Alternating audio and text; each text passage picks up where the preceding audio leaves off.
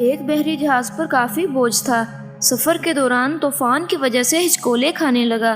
جہاز ڈوبنے کے قریب تھا، لہٰذا اس کے کپتان نے تجویز پیش کی کہ جہاز پر بوجھ ہلکا کرنے اور زندہ رہنے کے لیے کچھ سامان کو سمندر میں پھینک دیا جائے۔ تو ان سب نے اس بات پر اتفاق کیا کہ ایک سوداگر کا سارا سامان چھوڑ دیا جائے، کیونکہ یہ ڈوبنے سے بچنے کے لیے بہت ہوگا۔ جس تاجر کا سارا سامان پھینکا جانا تھا، اس نے اعتراض کیا کہ اس کا ہی سارا سامان کیوں پھینکا جائے، اور پھر تجویز پیش کی کہ سارے تاجروں کے سامان میں سے تھوڑا تھوڑا پھینکا جائے تاکہ نقصان تمام لوگوں میں تقسیم ہو اور صرف ایک شخص متاثر نہ ہو۔ تب باقی سارے تاجروں نے اس کے خلاف بغاوت کی، اور وہ چونکہ ایک نیا اور کمزور سوداگر تھا، اس لیے سب نے مل کر اس کے سامان کے ساتھ اسے بھی سمندر میں پھینک دیا اور اپنا سفر جاری رکھا۔ لہروں نے سوداگر کے ساتھ لڑائی کی یہاں تک کہ وہ بے ہوش ہو گیا۔ جب وہ ہوش میں آیا تو اسے معلوم ہوا کہ لہروں نے اسے کسی نامعلوم اور ویران جزیرے کے کنارے پھینک دیا ہے۔ سوداگر بہت مشکل سے اٹھا اور سانس لیا، پھر وہ گھٹنوں کے بل گر گیا اور خدا سے مدد کی درخواست کی اور کہا کہ وہ اسے اس تکلیف دہ صورتحال سے بچائے۔ کئی دن گزر گئے۔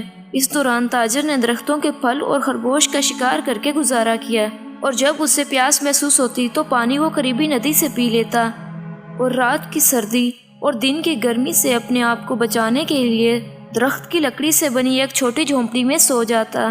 ایک دن جب تاجر اپنا کھانا بنا رہا تھا تو تیز آندھی چل رہی تھی، جس کی وجہ سے اس کی جھونپڑی میں آگ لگ گئی۔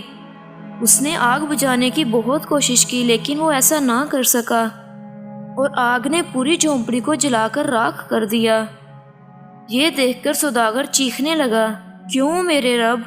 پہلے مجھے غلط طریقے سے سمندر میں پھینک دیا گیا اور میرا سارا سامان ضائع ہو گیا، اور اب یہ جھونپڑی بھی جو میرا گھر ہے جل گئی ہے، اور میرے پاس اس دنیا میں کچھ نہیں بچا ہے، اور میں اس جگہ پر اجنبی ہوں۔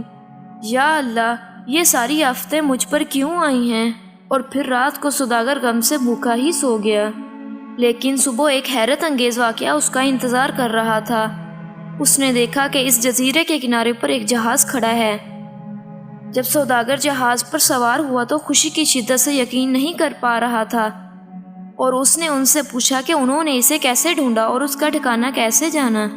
انہوں نے اس کا جواب دیا، ہم نے دھواں دیکھا تو ہمیں معلوم ہوا کہ کوئی شخص مدد کے لیے پکار رہا ہے، لہٰذا ہم دیکھنے آ گئے۔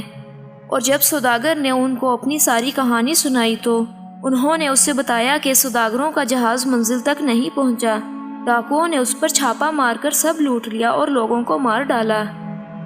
یہ سن کر سوداگر روتے ہوئے سجدے میں چلا گیا اور کہنے لگا، یا اللہ، یا اللہ، تیرے سب کام اچھے ہیں، پاک ہے وہ رب جس نے مجھے قتل سے بچایا اور میرے لیے بھلائی کا انتخاب کیا۔